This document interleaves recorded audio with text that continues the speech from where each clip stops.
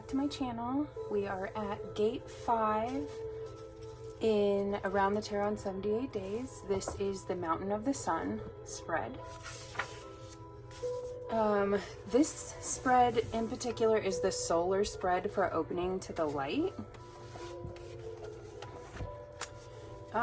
We are on day 31 right now of through the tarot, so we're getting there. We're almost halfway done. This spread says, having escaped from the garden and now free from the wheel of death and rebirth, you gain the path to the mountain of the sun. From here, you can at last see the whole of your journey so far, and even some of the journey ahead. All is clear in this place, and you can enjoy the beautiful light of the soul of the sun, illuminating every step. This is the place of the tarot adept. Okay, so let's get into the spread. You're going to take the Wheel of Fortune card and place it in the center of the table. And then you're going to place the Sun card on top of it, and that's going to represent the Mountain of the Sun. So here's my Sun card. The deck that I'm using is the Trick or Treat Tarot by Barbara Moore, and that is illustrated by Jonathan Hunt. So I'm going to go ahead and place, actually maybe I'll do it sideways, place the Sun card over the Wheel of Fortune for this spread. That represents the Mountain of the Sun. So then you're going to take all of the 10s, the 9s, the 8s, and the 7s out of the deck, and you're going to make 4 piles. So the 10s in one pile, the 9s in one pile, etc. So I've already gone through and taken out all of the 10s. So here's my 10s pile. Here's my 9s pile. 8s. And, oops. 1, 2, 3, well, maybe.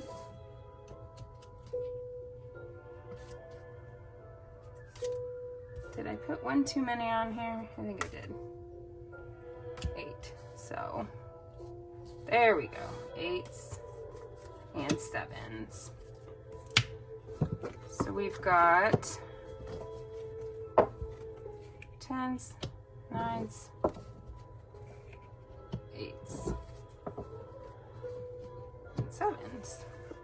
Okay, and then you're going to take the World, the Judgment, Moon, Star, Temperance, Hanged Man, Devil, Tower, and Death cards and place them in their own pile. I'm going to keep that over here for now. To start the spread, you're going to shuffle the 4 10s face down and consider the question, what is my light? So, I'm just going to move these out of the way.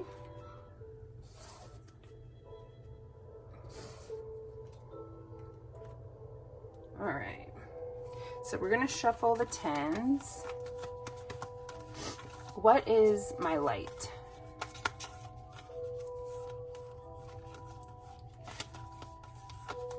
What is my light? Which one do I like? I like this one. And then it says to place it above the wheel.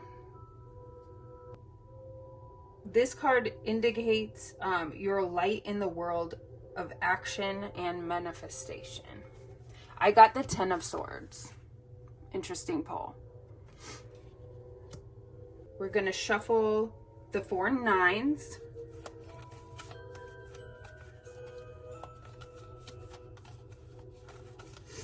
What is my light?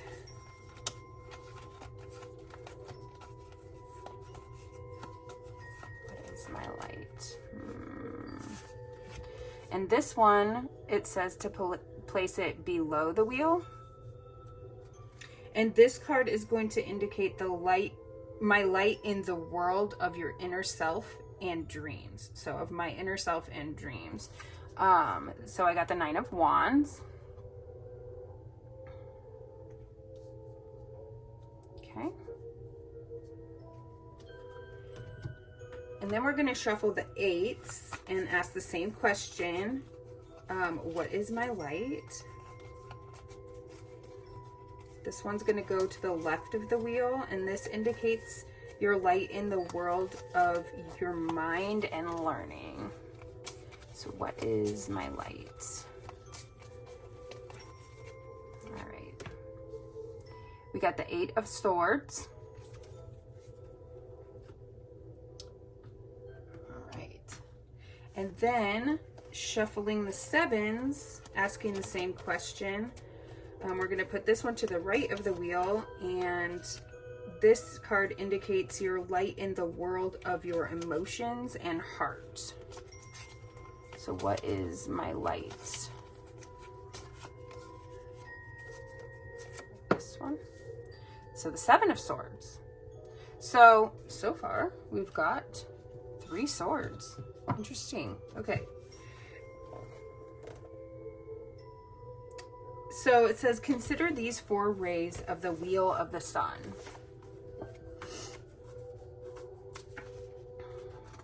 Now pick up the pile of the 9 major arcana and shuffle them. Ask what blocks my light, and consider how you avoided the temptation indicated of the previous gate reading of the Garden of Desires. Select one card, place it on top of the sun and the wheel in the center of the table. So we're going to take our major arcana cards and we're going to shuffle them. I don't think I have enough to actually shuffle, so I'm just going to do it this way. And we're going to say, what blocks my light?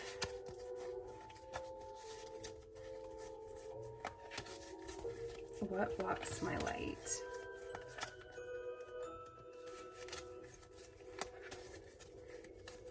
All right, let's see here. I like this one.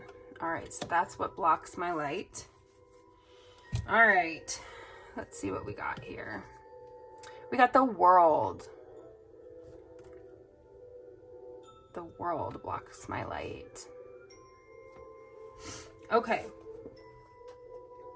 So, it says, take a moment to interpret how this major acts through your behavior to block your light.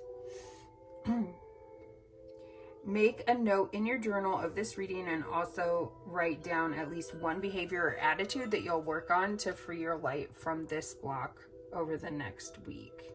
Having seen your journey this far in the rays of the sun and a little of the journey ahead, we can make our way to the next landmark, the ancient Colosseum, the 6th gate of our journey. However, be aware that you must work on your blocks. The next gate is a trial of spirit, and you will have to travel light to accomplish this task. Okay, so the first card that we're going to look at is the first one here. So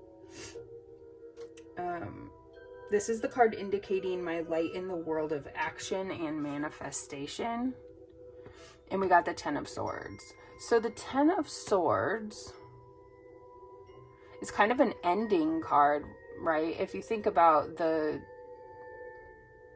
traditional Rider-Waite-Smith depiction of the 10 of Swords. Now this one's kind of fun because we've got this kind of skeleton figure guy here, almost witch doctor looking guy, stabbing a voodoo doll with pins, which is kind of fun and Halloweenish.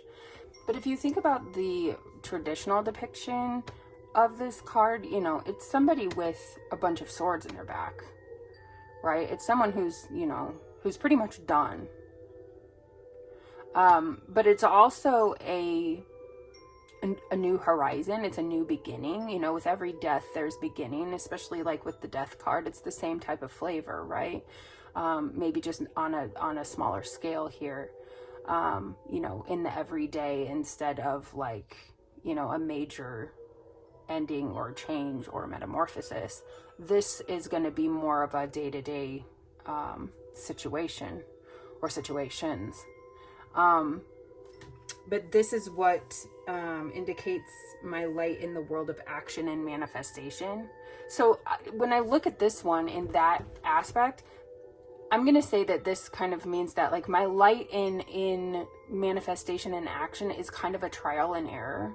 Like find out what doesn't work to find out what does work, if that makes sense. So that's how I'm reading that one. The nines, so the one below here, it says to that this one indicates your light in the world of your inner self and dreams. And the Nine of Wands is a very, you know, I with these cards, they're a little bit, you know, the depictions are different than your traditional. So when I look at these ones, I automatically in my head see the Rider-Waite Smith, and you know, it's someone who is standing guard, though they're injured and though they're, you know, exhausted, and, you know, it's somebody who is standing guard over what's theirs and defending, you know, defending their things, their passions and their actions and stuff. So when I look at this through the light of the world of my inner self and dreams, like maybe I've got some walls up there, like my inner self, I don't maybe show it enough, and my dreams, maybe I need to put it out there a little bit more, because that can be exhausting, you know, hiding what you really want on the inside, what your dreams really are.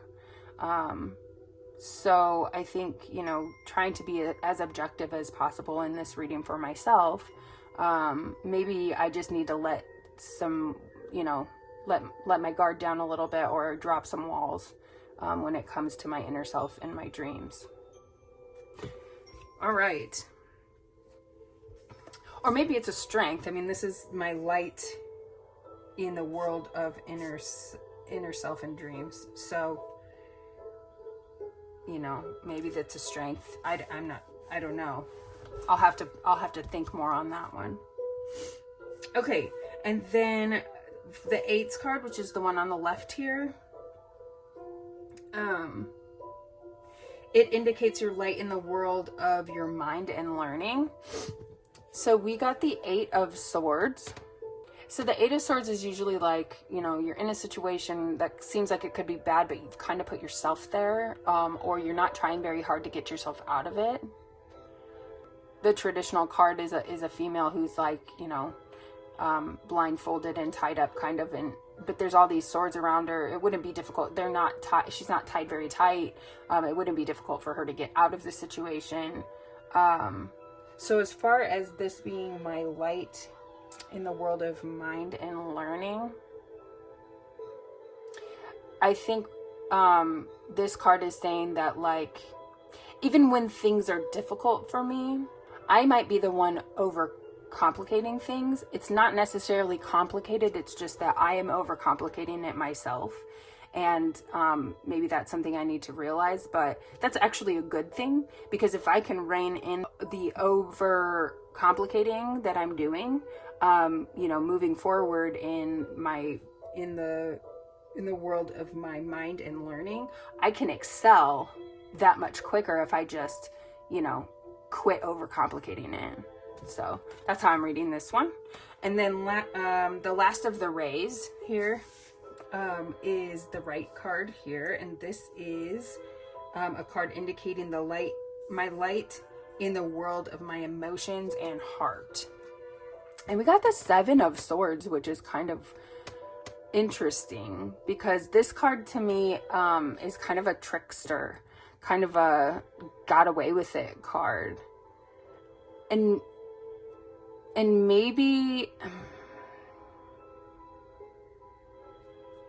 I might have to marinate on this one a little bit, because it's kind of confusing in this spot. So emotions and heart, like maybe I'm really good at, like, I mean, I don't know if this is even a positive thing, but maybe I'm really good at, like, masking my feelings and making it look like I'm okay when I'm not, or making it look like I'm not okay when I am. I don't know. Like, that doesn't seem like a good thing. And I don't really relate to that so much. I mean, yeah, who doesn't keep their, you know, emotions kind of bottled up and under wraps and kind of put on an act every now and then, just to get yourself through it? Because sometimes, as infuriating as it is, you know, pasting a smile on your face can be all it takes to really bring you out of a slump, you know, as long as it's something that you've chosen to do and you aren't being told to do it, because I know that that can be a little bit of a sore spot for some people, you know, being told to smile your way through it. But as long as it's something that you're deciding to do yourself, I think that it kind of can help, you know. So that's how I'm reading that, Ray, and I'm gonna have to sit with that for a little bit and see if something else comes up on that for me. And then lastly, we've got what's blocking my light. And we got the world, which is kind of interesting, because isn't that like, I know it has something to do with the moon too, but isn't it like the world and the moon and the sun, like when the world is between the sun and the moon, there's an eclipse, or the moon and the sun, you know? So that's kind of what came to mind when I thought, you know, when I saw this, what's blocking my sun, what's blocking my light is the world. It's kind of like an eclipse. Sometimes I think the world is kind of like, you can read it pretty literally, where it's like everything, all the things that I'm taking on, like like I may be taking on a little too much, like doing a little bit too much. I may need to reel it back a little, because what's blocking my ability to really shine bright in one or a couple aspects is the fact that I just keep putting more things on my plate, and it's getting to be a little bit much. Like, yeah, I could do all of this stuff and it could be, you know, okay. Or I could take some of those things off and only do these two things really, really, really well and master them and do it, you know, to a degree that is not diluted. Anyways, that's how I'm reading this for myself. I'd love to know if you try this spread yourself, if you're following along, if you're reading the book, if you've purchased the book or you're thinking about it. I'd love to hear about it in the comments, or you can DM me. I have a Facebook page. It's Tarot with Lauren. I have a Facebook group. If you are a witchy business owner, I would love to see you come join there. It's a really supportive group of people, and I am holiday shopping and birthday shopping for some loved ones coming up. So I've already got some done, but I'd love to stop by your shop and see what you have on offer. But other than that, yeah, I have an Instagram. I believe it's reiki.tarot.ritual. I could be wrong, but I'll link it below. Yeah, so I'd love to know your thoughts on this spread. The next one, it says the Ancient Colosseum is the one that's next, so that's interesting. We're on day 32 coming up, so we're on to the 6s. And yeah, I'm excited to keep going. It's been really fun. I'm really enjoying this. Again, it's Around the Tarot in 78 Days, A Personal Journey Through the Cards by Marcus Katz and Tali Goodwin. Okay, that's it for today. I'm hoping to get on and do an unboxing video later tonight and hopefully get that posted. Yeah, so I'm not sure when it'll get posted, like in real time, but I'm excited about it. I've got have 4 packages, but I'm gonna wait on 2 of them until next week. But yeah, so I'm excited, and I'm very grateful for you for watching this, and feel free to share and let me know how you're doing in the comments. Thank you. Have a great day and enjoy your weekend. Bye.